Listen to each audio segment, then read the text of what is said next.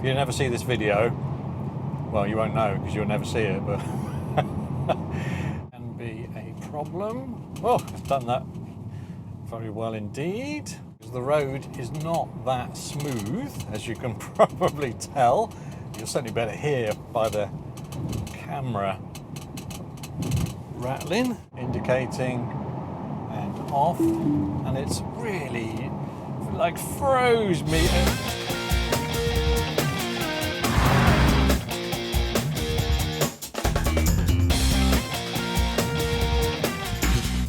So we have been to supercharge it in Newport Pagnell,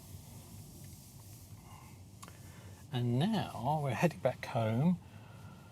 Going to be doing Navigate on autopilot for as much as we can. We'll just leave the services. I've plugged in our home address. The idea here is I'm just really testing out the 3 camera setup. I've had just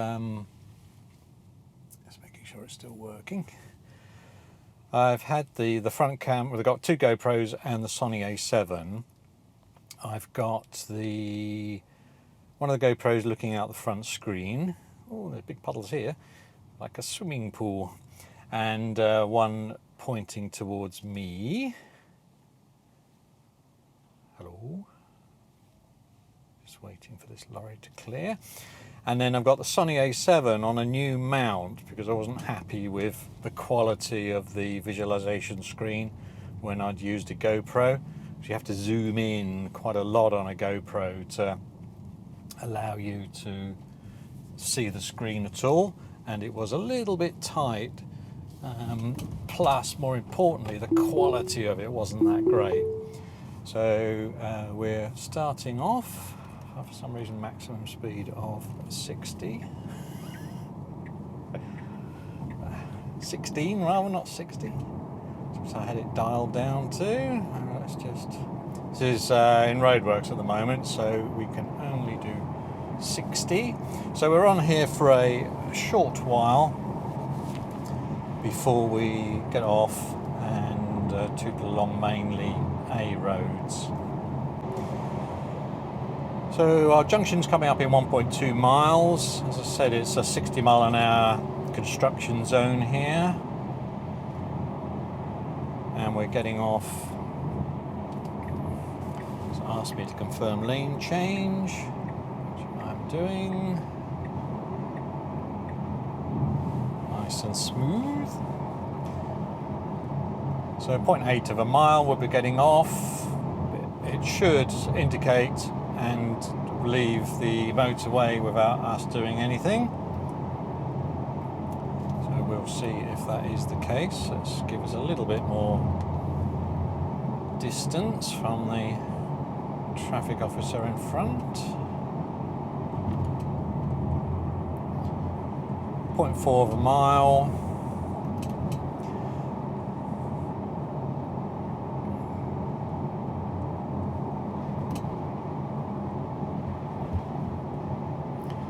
.2. You can probably see that on screen. I don't know how the framing will be. 0.1 coming up, indicating and off, and it's really like froze me. It would have thrown me into the barrier there. I'm almost sure of it. I don't know why it does it so violently.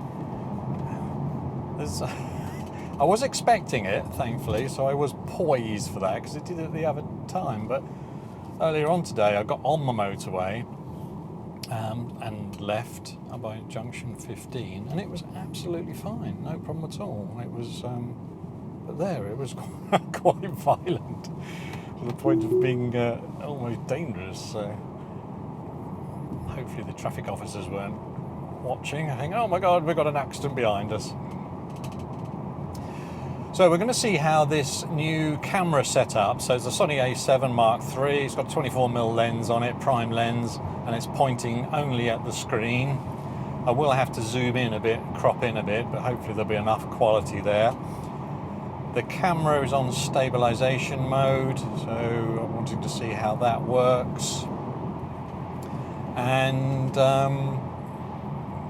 yeah, I can hear the support. It rattles now and again. We go over a bump. Whoa. The lorry coming the other way was sort of in the middle, well, it wasn't over our side of the road, but certainly in the middle of the chevrons there, if you have a look at that footage. And the car, as you heard, complained bitterly, braked really hard, and then dropped out of autopilot. So I had to take control.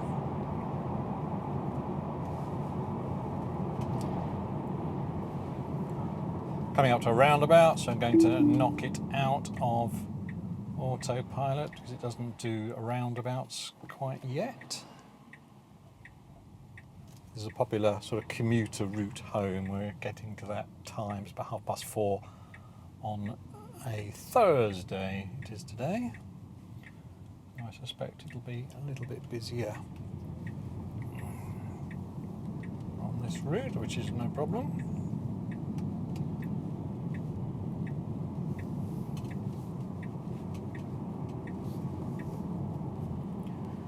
There's a van who's obviously in a real hurry on the inside. We've got windows to wash or something. Let's put us back on again.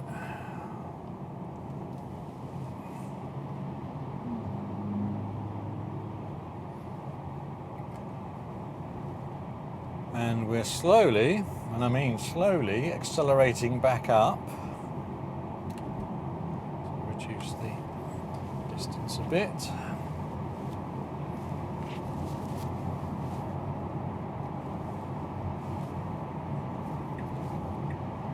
I know why now. It's another one of these funny roads which it doesn't see as a dual carriageway. And doesn't allow me then to overtake manually, even though it's 2 lanes. It just going, no, you can indicate all you like, John, but we ain't taking you out over there. So I'd have to break out of autopilot to be able to manually do it, which I think I will, because I knew there was a lorry coming up. I was like, oh, an Aston Martin one. They're based around here. Aston Martin Works, Newport Pagnell. Actually been round the works there. Went with a Corvette club, strangely enough, and a friend's got a Corvette. We've got a couple of Corvettes now. We went there on a club night that they organised, and saw all the fabrication and what have you, which is very interesting. We're coming up to a roundabout up here, so we'll need to knock out again of autopilot. That's the last bit of dual carriageway. The rest is all mainly single roads.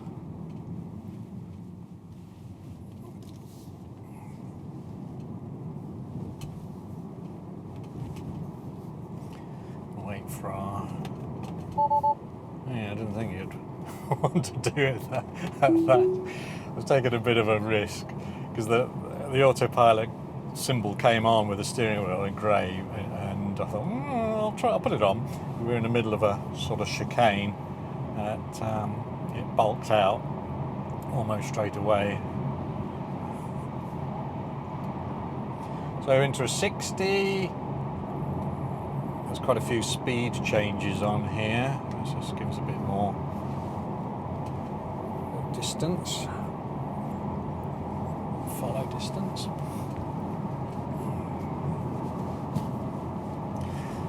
Now this is one of the situations where autopilot is just a boon, because it's quite busy, the road. It's single track. We're not going to be able to overtake because there's too much traffic coming the other way as well, and the road's not really ideal for overtaking. So we know we're going to be sitting behind the traffic, doing whatever speed it's doing. It's doing 58, so we're not exactly slouching along. But it just takes all the grown out of it. I don't need to worry about accelerating, braking, keeping my distance, steering. Just pay attention on what's happening, what's around me. And it's just so much easier to drive in these situations. I like the fact that you can also choose, so you can decide, yeah, I'll drive, I'll do everything, or choose to use AutoPilot and let the car do everything.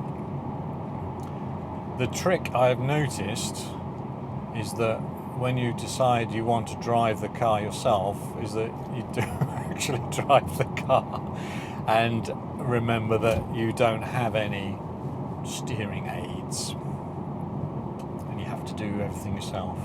It takes you back. Coming into a 40 here.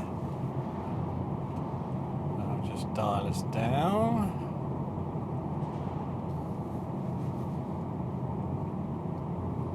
So it's interesting, we are in a 40, but this hasn't picked it up. We swayed a bit over to the right there because we were on single line markings, and now we've got one of those sort of imaginary islands painted by the lines on the road. Oh, it's now in 40, so it must be a bit delayed where it's picked up. Again, it's the maps that are incorrect. Car in front's turning right, so we're slowing down. And in those situations, it takes an age to speed up again. So, we're only going back up to 40. However, we brake safely, and then the car moves off. The car in front moves off to do its manoeuvre. The road in front is clear, and it just seems to take an age for it to then going, oh, okay, let's crack on then. Accelerate back up to the speed that we were doing before. If you've got people following you, thankfully I've got no one behind me even at the moment. But yeah, if you've got people behind you, I normally just tap the accelerator to just give it a bit of a nudge to sort of wake it up. I guess it's something that can be changed and improved. I'm sure they'll have had that feedback. It's not just me that's been saying that. We're heading along coming into Olney. This is the A509 if you're following along at home on your map. Like they do when you've got people who've gone on holiday around the world. They send you postcards from everywhere. Well, you can do a similar thing for me.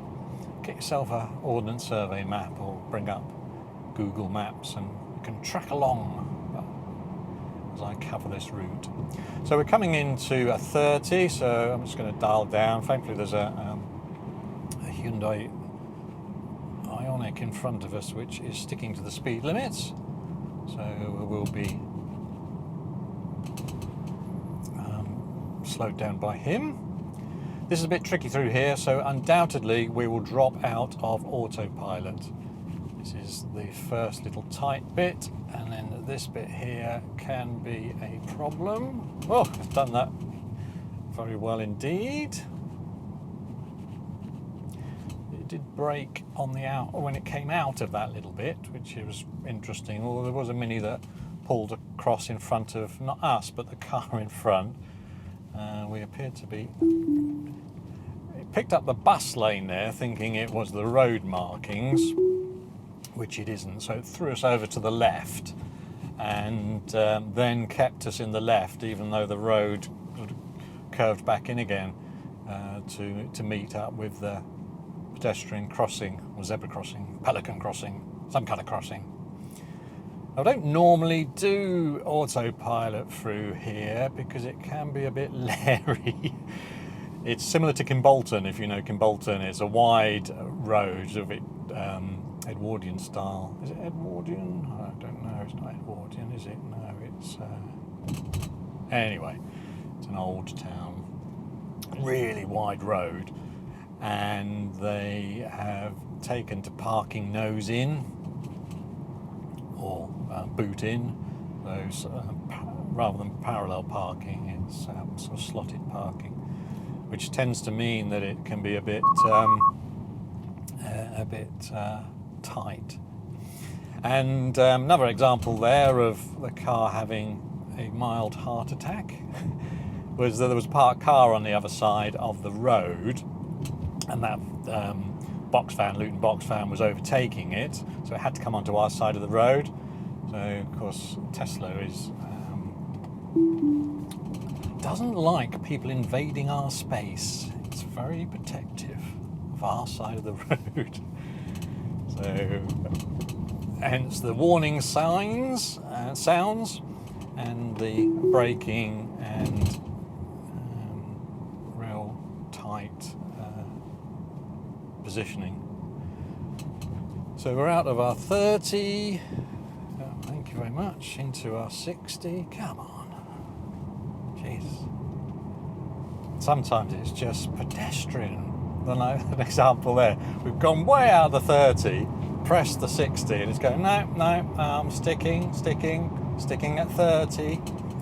And yeah, it's like day one driving sometimes. I haven't done this road for a while actually, so I'm letting it do it unless it's running wide there. Yeah, I'm letting it do it unless it's become really dangerous. I've got a van behind me who's not that close, but if he does get too close, then I will knock us off. But it's really funny because it is a bit inconsistent. It's taken that really well at a good speed, a good lick, that last series of bends, whereas the coming out of Olney, just bizarre. Let's put a bit of air on because it's getting a bit stuffy in here.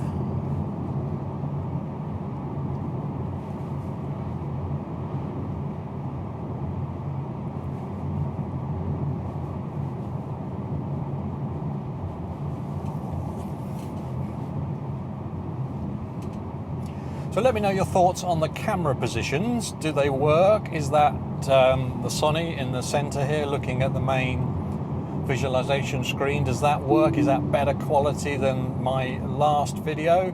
Link for that's up in the... I put a card up for that so you can have a look at that if you want to compare and contrast. Just coming to a roundabout. Just knocking us out of autopilot for that.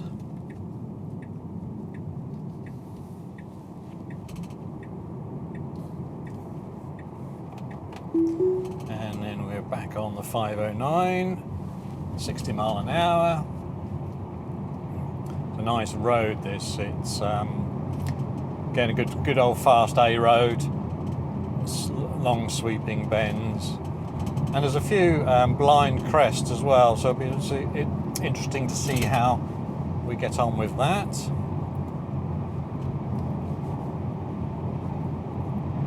I'm hoping for good things with the camera position, so we shall see. If you never see this video, well, you won't know because you'll never see it, but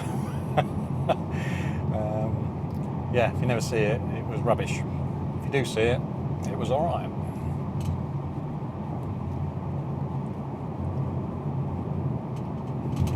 No one around us, no behind or in front. We're keeping up the speed limit of 60. Even through those bends, doing absolutely fine. There's a blind summit here. See how it's doing. Yeah, it's fine, no problem at all.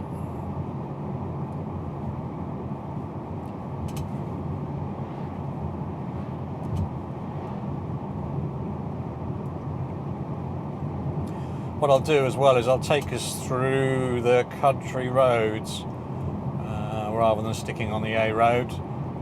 It's a little bit more interesting visually, and it's a lot more challenging for autopilot because much of the roads don't have lane markings, which is always great fun.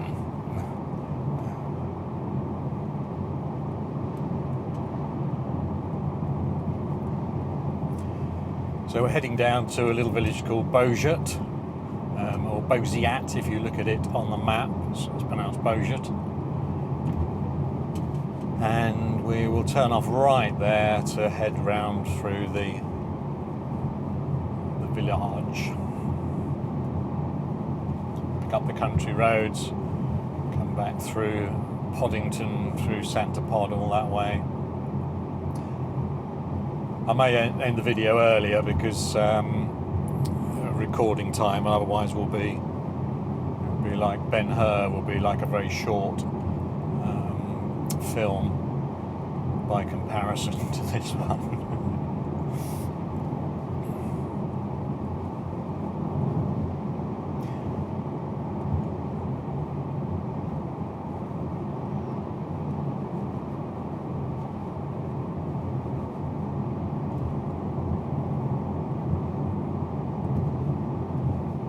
Coming to a little roundabout here, so I'm about to knock us off autopilot, which is done there.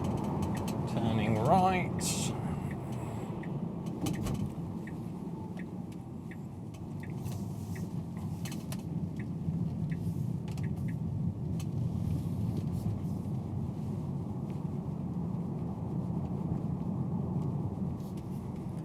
Turning left here.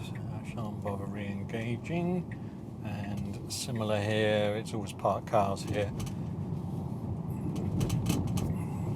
So again, pointless engaging autopilot until we're on a little bit more of a sensible bit, which we will be in a second.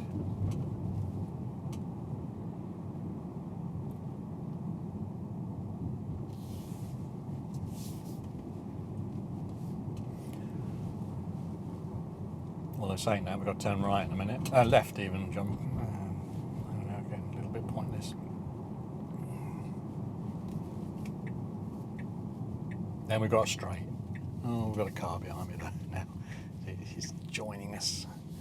More parked cars. That's the only downside with